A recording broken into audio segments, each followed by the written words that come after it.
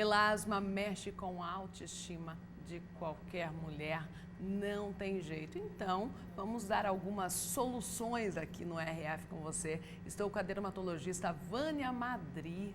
Seja bem-vinda aqui no RF com você. Bom dia para todos. Doutora. É um prazer estar aqui. Vamos esclarecer então algumas dúvidas, né? Alguns mitos em cima dessa tão frequente dermatose, né? Com certeza. Acredito que muitas mulheres vão no seu consultório diariamente em busca aí de combater essa mancha, né? Bastante, Mariane. É muito mais frequente porque o melasma, o que é? O melasma é uma alteração na pigmentação crônica. E a gente tem que deixar bem claro aqui que cura não tem. A gente consegue um controle e o objetivo do tratamento é conseguir remissões prolongadas, conseguir um clareamento. O paciente tem que estar envolvido com esse tratamento, porque não existe condutas milagrosas que vá resolver isso num dia e nunca mais vai voltar, não. Tem que ter o controle sempre. É o tratamento domiciliar, com o uso muito disciplinado do filtro, que eu já vou orientar qual filtro que tem que ser usado. E junto ao tratamento domiciliar com substâncias locais, certas medicações com ação antioxidante que vão diminuir a ação inflamatória provocada pelo sol. Então, essas substâncias por via oral vão ajudar na fotoproteção, seria como fotoprotetores orais, junto com o tratamento local e certos procedimentos. E o profissional mais habilitado não, o profissional habilitado para conduzir essa dermatose, que é um tratamento extremamente desafiador, é o dermatologista. E ultimamente a gente anda se espantando com muitas várias clínicas de estética vêm fazendo alguns procedimentos que a gente vai falar inclusive, né? Os mais avançados, como é o microagulhamento, né?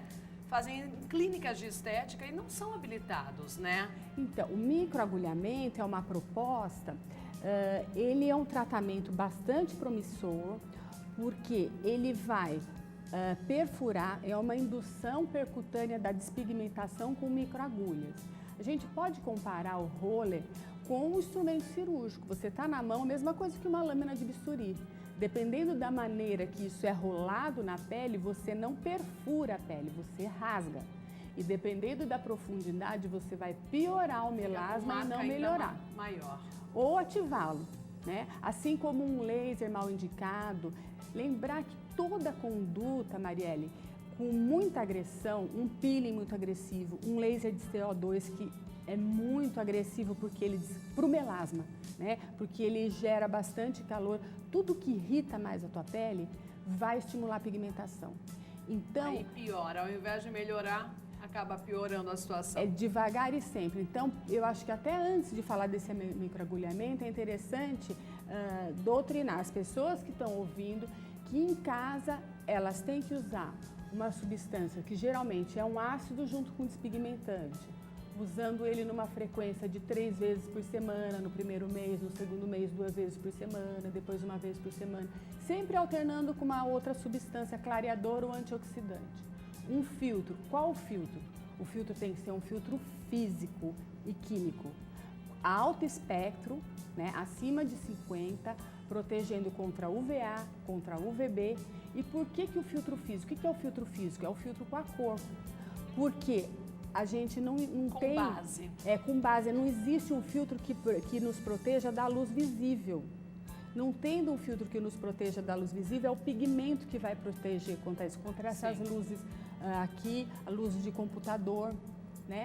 E também vai estar protegendo contra a radiação solar de uma forma mais efetiva, porque ele não vai só absorver a radiação solar e transformar em calor como o filtro físico, ele vai refletir. Então é imprescindível. Até em dia nublado, né, doutora? Tem que usar porque a radiação está ali. E reaplicar nos pacientes com melasma, assim, se estão expostos a esse tipo de radiação, luz, como você que trabalha num ambiente assim, a cada 3 horas. A cada 3 horas. Eu sigo essas regras, porque eu sofro com o melasma há muito tempo. Inclusive, doutora, eu vou fazer uma pergunta aqui, curiosidade. Ela surgiu aqui na minha boca, num cantinho, quando eu voltei de uma praia num verão, num determinado verão. De repente, do nada, assim, ó, da noite pro dia foi ampliando no meu rosto, fez uma asa de borboleta aqui e depois partiu pra testa. É comum ela ir se espalhando? É, porque tem o melasma só malar, tem o melasma mandibular, tem o centro facial. E por quê, né? Por quê? Qual é a causa? A causa é desconhecida. Nós conhecemos os fatores desencadeantes. Que realmente ela surge da noite pro dia. Existe um fator que é indiscutível, que é genético, né? Racial, isso devido à ocorrência de vários casos na mesma família. Mas é um fator que está presente, mas não é a causa, porque ainda nunca ninguém isolou um gene que identifique esse gene está presente em todos os melasmas. A minha mãe, por exemplo, teve durante a gravidez então do meu você irmão. já faz jus a isso. Mas depois as manchas sumiram. Porque aí você está falando do melasma gravídico. O gravídico, aquele que só aparece na gestação, ele pode desaparecer espontaneamente. Esse seria o mais benigno, que ou seja, apareceu sua poliestímulo hormonal, que é um dos fatores precipitantes, o uso de pílula, a gravidez. E quando às vezes tem alguns que só na gravidez, como o da tua mãe, e desapareceu depois.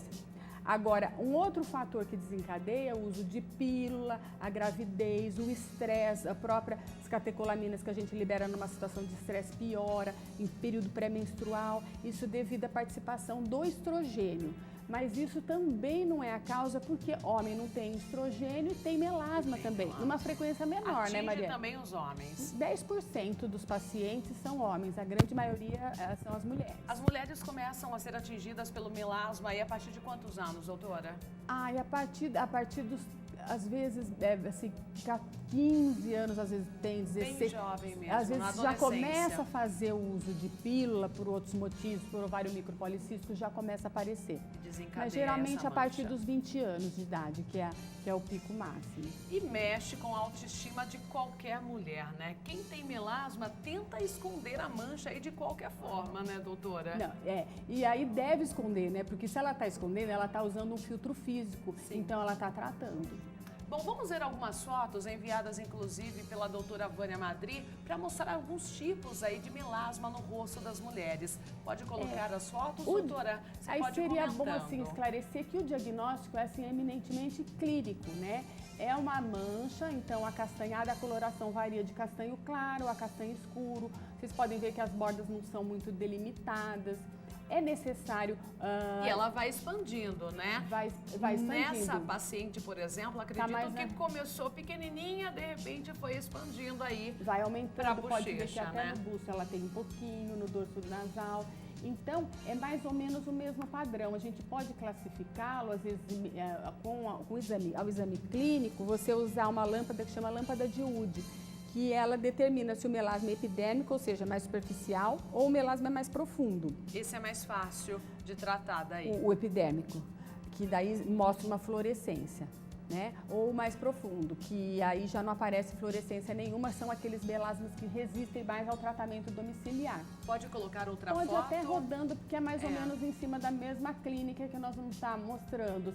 Pode ver diversas faixas etárias, essa paciente já é uma paciente mais jovem, já bem acometida. E geralmente o paciente fala, eu quero alguma coisa assim, que eu estou cansada de usar ácido.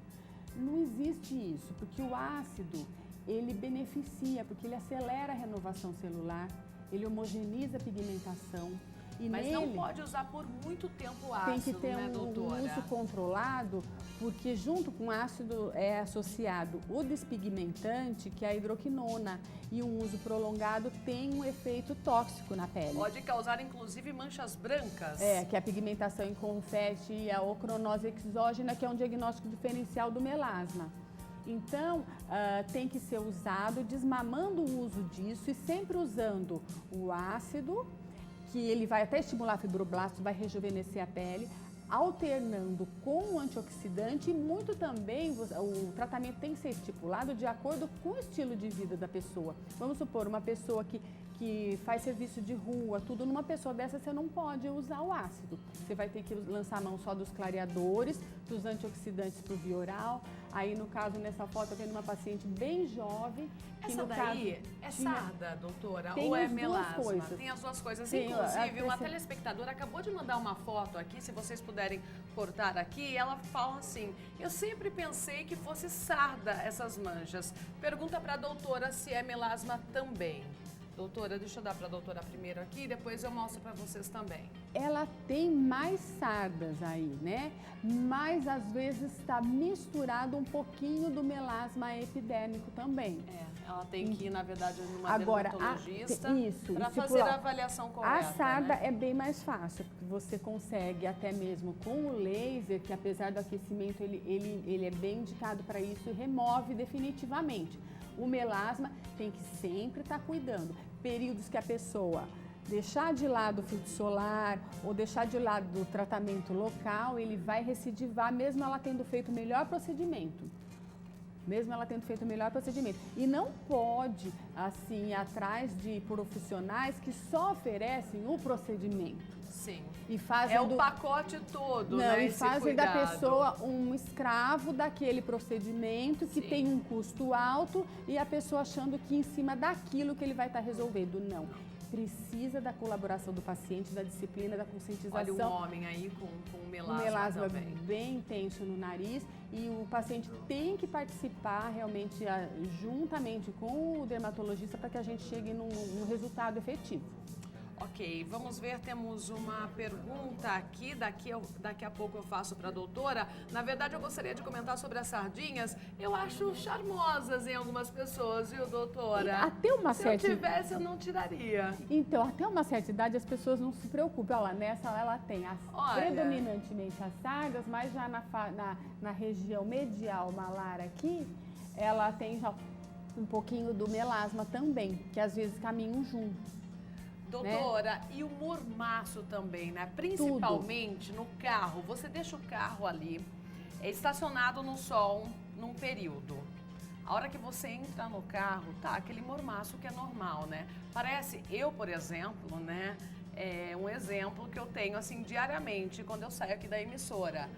Parece que na hora a mancha, atinge a mancha o mormaço. Eu vou te explicar. É porque o calor gera o quê? Uma vasodilatação gera um processo inflamatório na pele para responder àquela agressão. Então, é o fator ambiental aí agindo no melasma. Você tendo um processo inflamatório, você terá uma pigmentação.